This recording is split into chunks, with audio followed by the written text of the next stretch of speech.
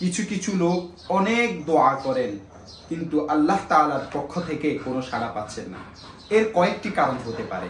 এক, আল্লাহ তাআলা মহাজ্ঞানী, তিনি কারণ ছাড়া কাউকে কিছু দেন না বা দেওয়া ফিরান না, অথবা বিলম্ব করেন না।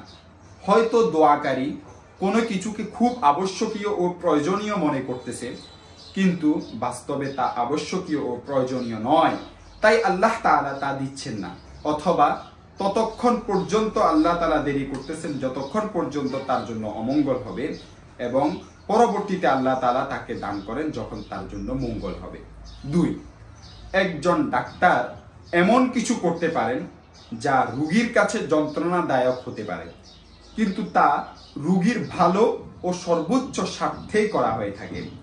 তেমনি আল্লাহ তাআলা বান্দার সর্বোচ্চ স্বার্থে ও দুনিয়া অথবা আখিরাতে ভালো প্রতিদান দেওয়ার জন্য দুঃখ কষ্টে রাখেন। তিন, এমনও হতে পারে দোয়াকারী দোয়া কবুল হওয়ার জন্য যেসব শর্ত রয়েছে সেই শর্তগুলো মানছেন না, যেমন তার খাদ্য হারাম বা তার এলাকায় ব্যাপকভাবে অন্যায়ের প্রতিবাদ ছেড়ে দেওয়া হয়েছে, অথবা ওই ব্যক্তি এমন কোনো পাপাচারে লিপ্ত যা আল্লাহ তাআলা পছন্দ করেন না এবং এর জন্য আল্লাহ তাআলা রাগান্বিত হয়ে আছেন। আল্লাহ তাআলা দোয়া কবুল না করে বান্দাকে জানান দিচ্ছেন এবং বান্দাকে জাগ্রত করতেছেন, হে আমার বান্দা, তুমি একটু চিন্তা করো, তুমি একটু ভাবো, নিশ্চয় কোনো কারণ আছে যে তুমি কোনো হয়তো পাপের মধ্যে লিপ্ত আছো, সুতরাং তুমি সে পাপ ছেড়ে তাওবা করে আমার কাছে আবার ফিরে আসো, আমি তোমার দোয়া কবুল করব।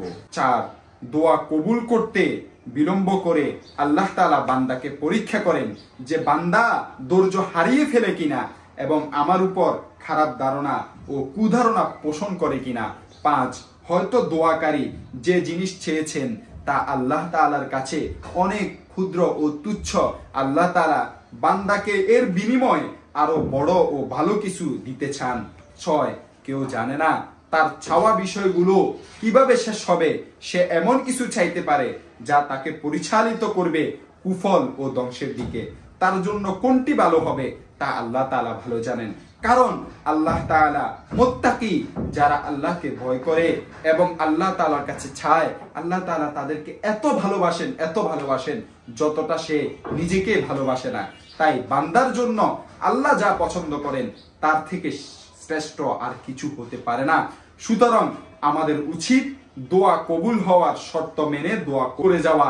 ইনশাআল্লাহ আল্লাহ কোনো না কোনো ভাবেই আমাদেরকে দিবেন।